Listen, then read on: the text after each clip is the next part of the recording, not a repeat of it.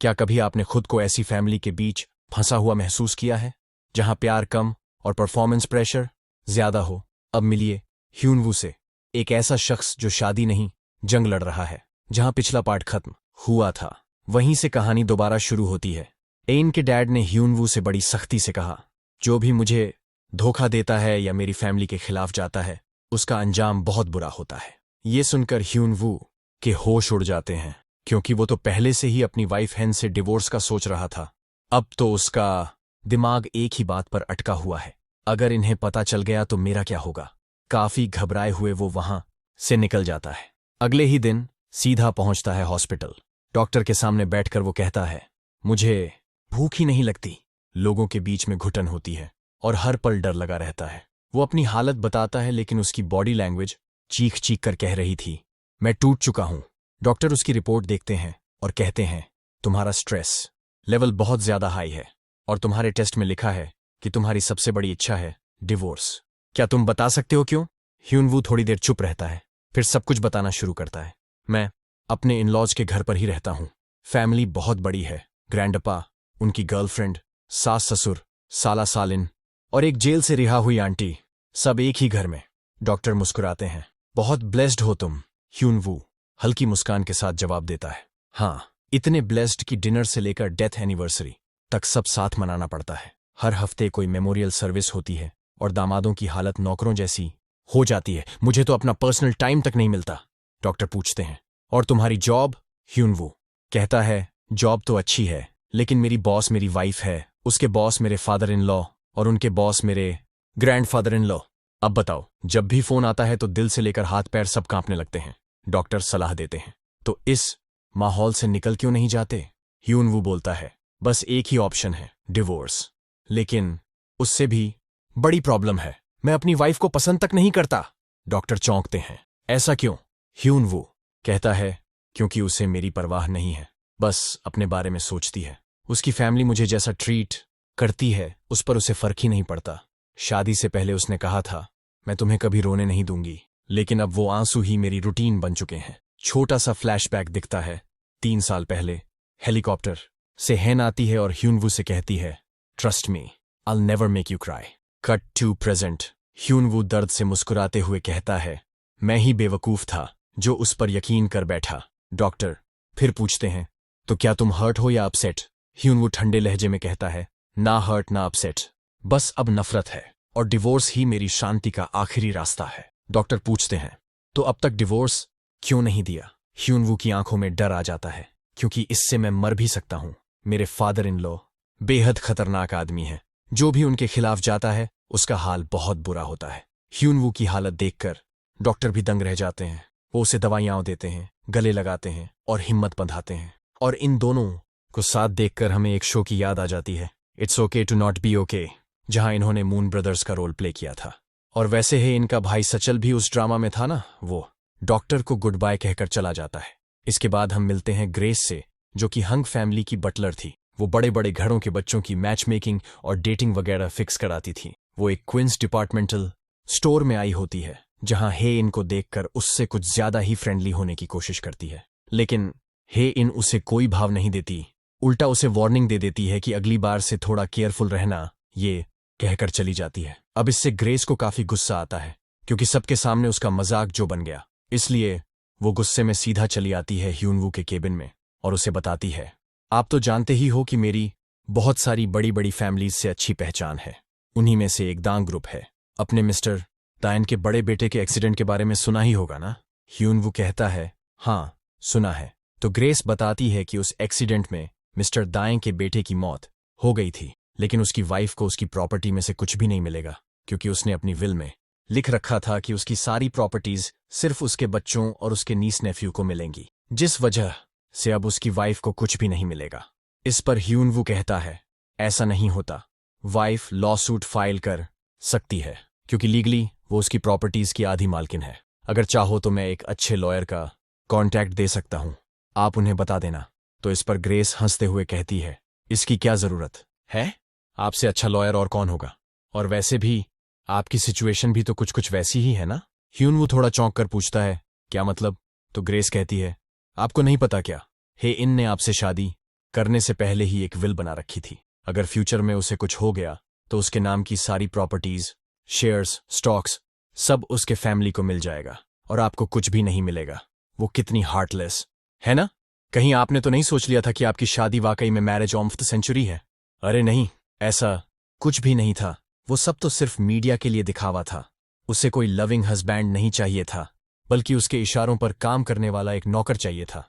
ये सुनकर ह्यूनवू उसे चुप रहने को कहता है और वहां से जाने के लिए कहता है। अब ग्रेस की बातें सुनकर ह्यूनवू को काफी ज्यादा बुरा लगता है। इधर हेइन को एक डॉक्टर का कॉल आता है। डॉक्टर हेइन से कहते हैं कि अभी हॉस्पिटल आ जाइए, कुछ जरूरी बात है। पर हेइन मना कर देती है और कहती है, मुझे जाने का टाइम नहीं है, जो भी बात हो मेल कर दीजिए। लेकिन डॉक्टर फोन पर कुछ ऐसा बताते हैं जिसे सुनकर हेइन एकदम शॉक्ड रह जाती है। इसके बाद हम देखते हैं ह्यूनवू जो अपना काम खत्म करके बाहर जा रहा होता है। तभी लिफ्ट के पास एन भी आ जाती है। वो ह्यूनवू से कहती है, मेरे साथ चलो, मुझे तुमसे कुछ जरूरी बात करनी है। पर ह्यूनवू मना कर देता है।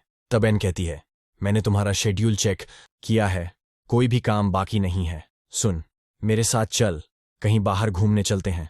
ह्यूनवू जोर से चिल्लाता है, ना यार, मुझे तुम्हारे साथ कहीं भी जाना नहीं है। फिर बिना कुछ कहे अपनी कार लेकर निकल पड़ता।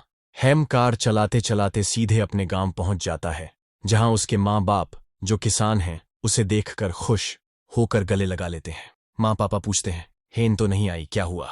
ह्यूनवू हल्के से मुस्कुराकर कहता है, अरे कुछ काम था इसलिए नहीं आई। फिर वो उनके साथ घर चला आता है। वो माँ ने उसके लिए जमकर खाना बनाया होता है, जो खाकर ह्यूनवू को अंदर से सुकून मिल जाता है। ह्यूनवू के आने की खबर मिलते ही उसका बड़ा भाई और दीदी भी आ जाते हैं।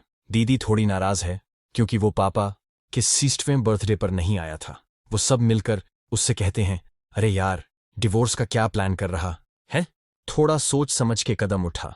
ह्यूनवू जवाब देता है, मैं खुश नहीं हूं इस शादी से, इसीलिए ये फैसला लेना चाह पड़ा।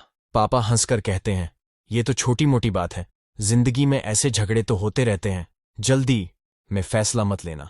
पर ह्यूनवू अपनी जिद पर अड़ा रहता है, मैं सोच समझ कर ये किया है, माफ करना। फिर वो कार लेकर वापस जाने लगता है। दीदी दौड़कर उसे रोकती है और कहती है, यार, तू बहुत सेल्फिश है, तुझे पता भी है मैंने तुम्हारे लिए क्या क्या किया है? ह्यूनवू पूछता है, क्या किया? दीदी कहती है, क्या तुझे याद नहीं कि तुम्हें सियोल भेजने के लिए माँ बाप ने सारी गायें बेच दी? मैं भी इसीलिए यूनिवर्सिटी नहीं जा पाई। ह्यूनवू हल्का सा मुस्कुराता है, अरे वो तो तुम्हारी अटेंडेंस की वजह से था। दीदी कड़क होकर कहती है, तुम कुछ नहीं जानते, मैंने तुम्हारे लिए बहुत कुछ किया है। भाई भी समझाने लगता है, देखो मॉम पापा की कितनी इज्जत है हमारे गांव में, लोग खुश थे कि तुम्हारी शादी क्वींस ग्रुप के वारिस से हुई। अगर डिवोर्स लिया तो गॉसिप बनेगी, परिवार की छवि खराब होगी। ह्यूनवू बस बिना कुछ बोले चला जाता है। घर पहुंचकर वह एंगेजमेंट ड्रिंक देखता है, फिर अपने कमरे से डिवोर्स के पेपर लेकर हैन के कमरे में जाता है। कहता है, मुझे तुमसे कुछ बात करनी है। हैन कहती है, मुझे भी तुमसे कुछ कहना है, इसीलिए मैं पहले बताती हूं। ह्यूनवू पूछता है, क्या? हैन धीरे से कहती है, मैं मरने वाली हूं। ह्यूनवू हैरान रह जाता है। हैन बताती है, डॉक्टर ने कहा है कि मेरे पास सिर्फ 3 महीने बाकी हैं। ह्यूनवू पूछता है, क्या सच में? हैन कहती है, हाँ, इसलिए मैंने तुम्हें ऑफिस से जाते वक्त कहा था, मुझे हॉस्पिटल जाना था, तुम नहीं। जाने के बाद मैं अकेले गई। फिर हैन कहती है, बस ये कहना था, अब बताओ तुम्हें क्या कहना था? ह्यूनवू पेपर छुपाकर कहता है, ये कोई जरूरी बात नहीं थी, मुझे पता था तुम्हें कुछ कहना था, तो बताओ। पर वह नर्वस होकर कहता है, मैं तुम्हें सॉरी कहना चाहता था। आज तक जो भी मैंने तुम्हारे साथ बिहेव किया उसके लिए मैं सच में सॉरी हूं। आगे से कभी तुम्हें ऐसा महसूस नहीं होने दूंगा और तुम्हारा हमेशा अच्छे से ख्याल रखूंगा, बस यही कहना था। पर अचानक उसका चेहरा भावुक होकर रोने लगता है और कहता है, पर तुम्हारे पास सिर्फ 3 महीने हैं, ऐसा कैसे हो सकता है? मैं तुम्हारे बिना कैसे जीऊंगा? ये सब इतना अचानक, अनकहा कैसे हो सकता है? हैन ये सुनकर हैरान हो जाती है, पूछती है, क्या तुम सच में सीरियस हो? वो उसे कसकर गले लगाता है और कहता है, आई लव यू। यहीं पर हमें 3 साल पहले की उनकी शादी का फ्लैशबैक दिखाया जाता है, जहां धूमधाम से उनकी शादी हुई थी। दोनों को अपने फ्यूचर सेल्फ के लिए एक मैसेज रिकॉर्ड करने के लिए कहा जाता है। ह्यूनवू अपने फ्यूचर सेल्फ से कहता है, आशा करता हूं तुम ठीक होंगे। ये मत कहना कि तुमने डिवोर्स ले लिया है, तो क्या तुम्हारे बच्चे हो गए, 1 या 2? वैसे ये ज्यादा मायने नहीं रखता, मैं बस चाहता हूं कि हैन हमेशा मेरे साथ रहे, इसलिए बस ये याद रखना कि तुम हैन से कितना प्यार करते हो। आशा है 10 साल बाद भी तुम ऐसे ही रहोगे, उसके आंसू नहीं देखोगे और हमेशा उसके साथ खुश रहोगे। हेन भी अपने फ्यूचर सेल्फ के लिए रिकॉर्ड करती है, तुम 10 साल बाद भी उतनी ही खूबसूरत, हेल्दी और सक्सेसफुल होगी। और बस इसी खूबसूरत उम्मीद के साथ ये एपिसोड खत्म होता है। अब सवाल ये है कि क्या हेन सच में मरने वाली है? ऐसा तो नहीं लगता, क्योंकि अभी तो बस एक ही एपिसोड हुआ है। आगे कहानी कैसे बढ़ती है वो देखने में बहुत मजा आएगा। अगर वीडियो पसंद आए तो लाइक जरूर कर देना। अगर चैनल पर पहली बार आए हो तो सब्सक्राइब और बेल आइकॉन दबाना मत भूलना। वीडियो अच्छी लगी हो वीडियो लाइक, चैनल को सब्सक्राइब करना ना भूले। जल्द ही मिलते हैं अगले पार्ट में, तब तक के लिए टेक केयर। क्या कभी आपने खुद को ऐसी फैमिली के बीच फंसा हुआ महसूस किया है जहां प्यार कम और परफॉर्मेंस प्रेशर ज्यादा हो? अब मिलिए ह्यून वू से, एक ऐसा शख्स जो शादी नहीं जंग लड़ रहा है। जहां पिछला पार्ट खत्म हुआ था वहीं से कहानी दोबारा शुरू होती है। इनके डैड ने ह्यून वू से बड़ी सख्ती से कहा, जो भी मुझे धोखा देता है या मेरी फैमिली के खिलाफ जाता है उसका अंजाम बहुत बुरा होता है। ये सुनकर ह्यून वू के होश उड़ जाते हैं, क्योंकि वो तो पहले से ही अपनी वाइफ हेन से डिवोर्स का सोच रहा था। अब तो उसका दिमाग एक ही बात पर अटका हुआ है, अगर इन्हें पता चल गया तो मेरा क्या होगा। काफी घबराए हुए वो वहां से निकल जाता है। अगले ही दिन सीधा पहुंचता है हॉस्पिटल। डॉक्टर के सामने बैठकर वो कहता है, मुझे भूख ही नहीं लगती। लोगों के बीच में घुटन होती है और हर पल डर लगा रहता है। वो अपनी हालत बताता है, लेकिन उसकी बॉडी लैंग्वेज चीख चीख कर कह रही थी, मैं टूट चुका हूं। डॉक्टर उसकी रिपोर्ट देखते हैं और कहते हैं, तुम्हारा स्ट्रेस लेवल बहुत ज्यादा हाई है और तुम्हारे टेस्ट में लिखा है कि तुम्हारी सबसे बड़ी इच्छा है डिवोर्स। क्या तुम बता सकते हो क्यों?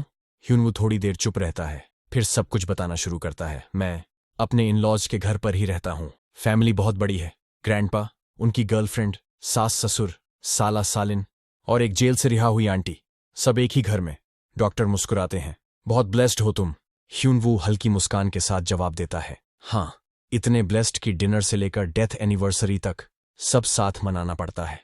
हर हफ्ते कोई मेमोरियल सर्विस होती है और दामादों की हालत नौकरों जैसी हो जाती है। मुझे तो अपना पर्सनल टाइम तक नहीं मिलता। डॉक्टर पूछते हैं, और तुम्हारी जॉब? ह्यून वू कहता है, जॉब तो अच्छी है, लेकिन मेरी बॉस मेरी वाइफ है, उसके बॉस मेरे फादर इन लॉ और उनके बॉस मेरे ग्रैंडफादर इन लॉ। अब बताओ, जब भी फोन आता है तो दिल से लेकर हाथ पैर सब कांपने लगते हैं। डॉक्टर सलाह देते हैं, तो इस माहौल से निकल क्यों नहीं जाते? ह्यून वू बोलता है, बस एक ही ऑप्शन है, डिवोर्स। लेकिन उससे भी बड़ी प्रॉब्लम है, मैं अपनी वाइफ को पसंद तक नहीं करता। डॉक्टर चौंकते हैं, ऐसा क्यों? ह्यून वू कहता है, क्योंकि उसे मेरी परवाह नहीं है, बस अपने बारे में सोचती है। उसकी फैमिली मुझे जैसा ट्रीट करती है उस पर उसे फर्क ही नहीं पड़ता। शादी से पहले उसने कहा था, मैं तुम्हें कभी रोने नहीं दूंगी, लेकिन अब वो आंसू ही मेरी रूटीन बन चुके हैं। छोटा सा फ्लैशबैक दिखता है। 3 साल पहले हेलीकॉप्टर से हेन आती है और ह्यून वू से कहती है, trust me, I never make you cry. Cut to present.